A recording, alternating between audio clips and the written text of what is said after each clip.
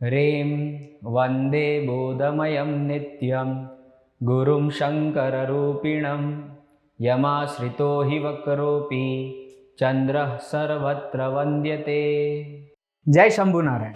आज हम बात करते हैं कालों के काल महाकाल की। अवंतिका नगरी में महाकालेश्वर महादेव एक ज्योतिर्लिंग स्वरूप, हम सब वहां पे जाते हैं, उनके दर्शन भी करते हैं। पर क्या आपको पता है महाकालेश्वर महादेव की क्या कहानी है?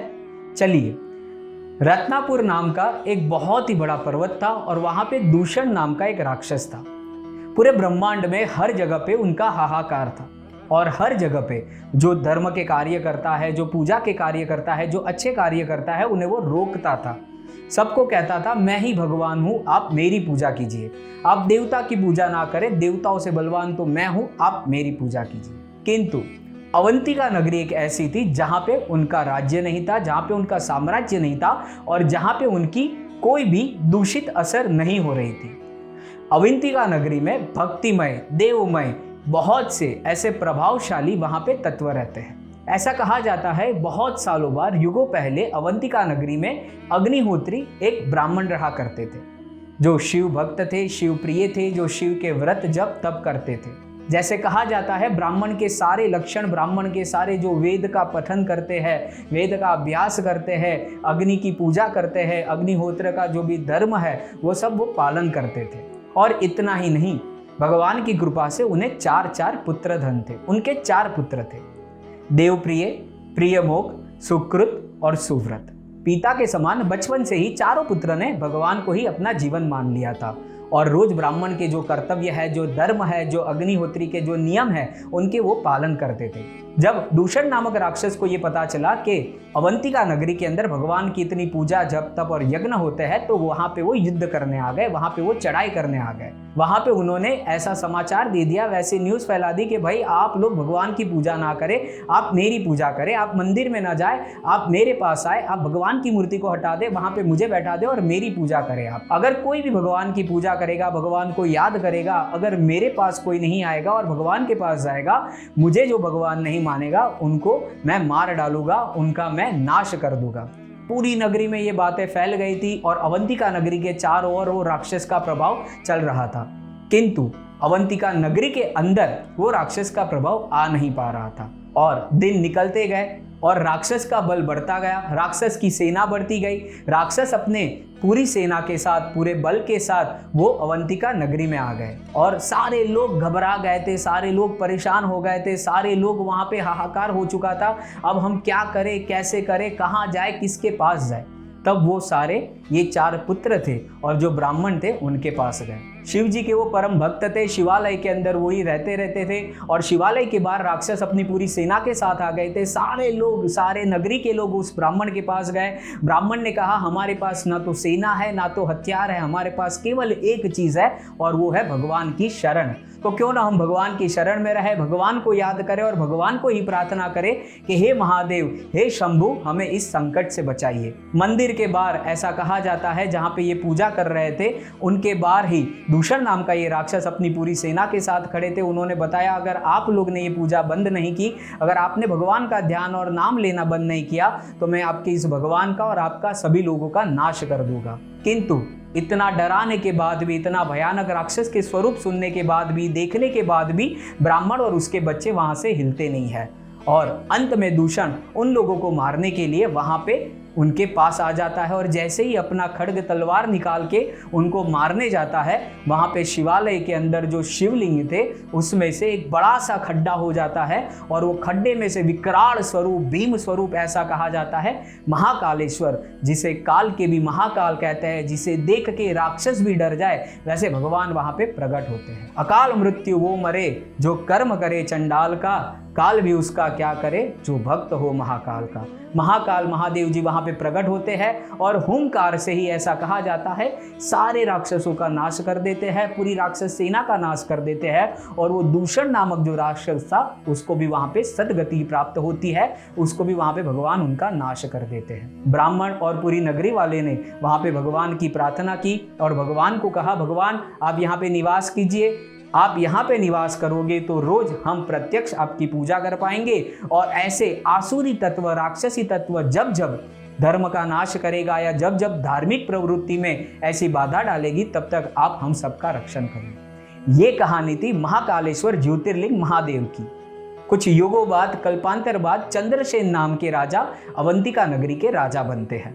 मणिभद्र जो शिव जी के परम गण में माने जाते थे और शिव गण के जो सबसे बड़े नेता थे और प्रधान शिव गण थे, उनके साथ उनकी मैत्री थी और उनके साथ उनका बहुत ही अच्छा शिव भक्ति के कारण, शिव दासत्व के कारण उनका अच्छा व्यवहार था। चंद्रसेन जी को मणिभद्र जी ने चिंतामणि नामक एक मणि दिया था। जैसे कल्पवृक्ष होता है जिनकी छाया में हम बैठ के जो भी कल्पना करते हैं, जो भी सोचते हैं, वो सब पूरा हो जाता है। जैसे कामधेनु गाय है जिसके पास हम जो भी कल्पना करते हैं, जो भी मांगते हैं, जितना भी मांगते हैं वो हर चीज़ पूरी हो जाती है। वैसे ही ये मणि भी था। भगवान शिव की असीम कृपा से वो जहाँ पे भी उनका स्पर्श होता है वो सुवर्णमय हो जाता है, वो गोल्डन हो जाते हैं। और पूरे पृथ्वी पे हर जगह पे ये चीज़ हो गई कि भाई मणिभद्र जी ने चंद्रसेन नामक राजा को ये मणि दे दिया है और उनके कारण इसके पास इतना सोना हो चुका है, इतना भव्य उनका कहते हैं कोष भंडार, धन भंडार बढ़ चुका है। तो सब हर किसी को ईर्ष्या हो रही थी, हर किसी को लोभ और लालच जाग गई।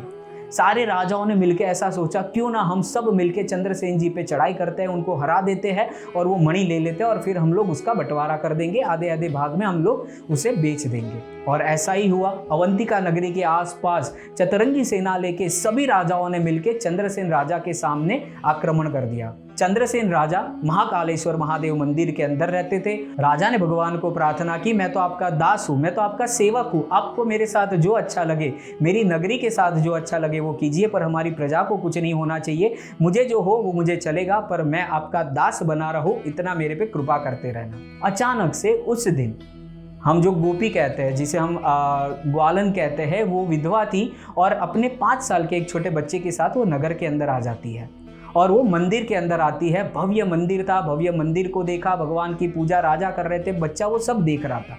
इसलिए हम कहते हैं बचपन में ही बच्चों को हर चीज़ दिखानी चाहिए। देखते ही बच्चे हर चीज़ सीख जाते हैं। हमारे घर में जैसा एनवायरनमेंट होता है, जैसा एटमॉस्फेयर होता है, आप घर पे जो लैंग्वेज यूज़ करते हो, आप घर पे जैसे बिहेव करते हो, आप घर पे जैसे रहते हो, बच्चा है वो बचपन से ही हर चीज़ देख के ही बड़ा होता है और वही चीज़ को वो वापस से इम्प्लीमेंट करता है अपनी लाइफ में। तो बच्चा देख रहा था कि राजा भगवान की पूजा कर रहा है, तो मैं क्यों ना करूँ। वो भी वहाँ पे बैठ गए, भगवान की पूजा करने लगे। फिर उनकी माँ उसे डांटने लगी, चल अभी बहुत लेट हो रहा है, घर चलते हैं। उनको बहुत बार डांटती है, हाथ से खींचती है, मारती भी है, हर चीज़ कर लेती है, पर बच्चा वहाँ से शिवालय से दूर नहीं होता। और फिर अंत में ऐसा कहते हैं कि माँ उसे खींच के जब आती है तो वो गिर जाता है, वहाँ पे ही वो वहाँ पे गिरा हुआ पड़ा रहता है। और भव्य अचानक से सुवर्णमय स्तंभ के साथ एक बहुत ही अच्छा मंदिर के वो बच्चा दर्शन करता है। वहाँ पे भगवान खुद उसे दर्शन देते हैं और उसे आशीर्वाद प्रदान करते हैं। ये सारा चमत्कार नगरी में हर किसी को पता चल गया। केवल नगरी के अंदर ही नहीं, नगर के बाहर जो चतुरंगिनी सेना लेके हर जगह से हर कोई राजा वहां पे आया था, वो मणि को चुराने के लिए, चंद्रसेन को हराने के लिए, मारने के लिए। उनको पता चला कि 5 साल का एक छोटा बच्चा है, उस पे भी भगवान की इतनी असीम कृपा है। अगर 5 साल के बच्चे को हम नहीं कुछ कर पाएंगे तो चंद्रसेन राजा को कैसे हरा पाएंगे। भगवान की तो इतनी बड़ी मेहर है, इतनी बड़ी कृपा है, हमें यहाँ पे युद्ध नहीं करना चाहिए। भगवान का तो यहाँ पे प्रत्यक्ष वास है। शिव पुराण के उत्तरार्ध में कोटि रुद्र संहिता में अगर हम देखते हैं, महाकालेश्वर महादेव ज्योतिर्लिंग की कहानी हम अगर पढ़ते हैं तो उसमें ये प्रमाण है कि हनुमान जी का वहाँ पे प्रागट्य होता है। हनुमान जी हर किसी को दर्शन देते हैं, वहाँ पे भगवान की पूजा करते हैं, सारे नगरी वाले को आश्वासन देते हैं कि यहाँ पे कभी भी किसी भी प्रकार का ऐसा कष्ट वापस नहीं आएगा। और ये जो छोटा बच्चा है, जो 5 साल का बच्चा है, जिसने भगवान की इतने श्रद्धा से, विश्वास से, और कोई भी प्रकार की कोई आशंका नहीं थी, कुछ उसकी ड्रीम्स नहीं थे, एक्सपेक्टेशन नहीं थी, बस मुझे भगवान की पूजा करनी है, ये सोच के उन्होंने भगवान की पूजा की। अपनी माँ उसे खींच रही थी, मार रही थी, फिर भी डांट रही थी, फिर भी वो वहाँ पे बैठे रहे।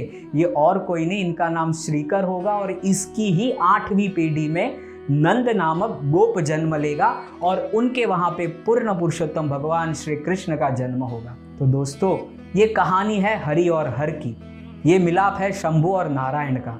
तो चलिए हम सब मिलके कालों के काल महाकाल को प्रार्थना करते हैं कि हम सब के जीवन में भी किसी भी प्रकार का संकट हो, किसी भी प्रकार का काल हो, तो आप हमारा रक्षण कीजिए और आपकी शरण में हमें निवास कीजिए। अवंतिकायां विहितावतारं मुक्ति प्रदानाय च सज्जनानां अकाल मृत्यो परिरक्षणार्थम वंदे महाकाल महासुरेशम। नमस्कार दोस्तों, अगर आपको मेरा ये वीडियो पसंद आया हो तो इसे लाइक करना ना भूले। मेरी चैनल को अगर आपने अब तक सब्सक्राइब नहीं किया है तो उसे सब्सक्राइब करिए और ऐसी मेथोलॉजिकल, एस्ट्रोलॉजिकल, वास्तु की सारी साइंटिफिक बातों के साथ बने रहने के लिए हमारे साथ जुड़े रहिए। जय शंभू नारायण।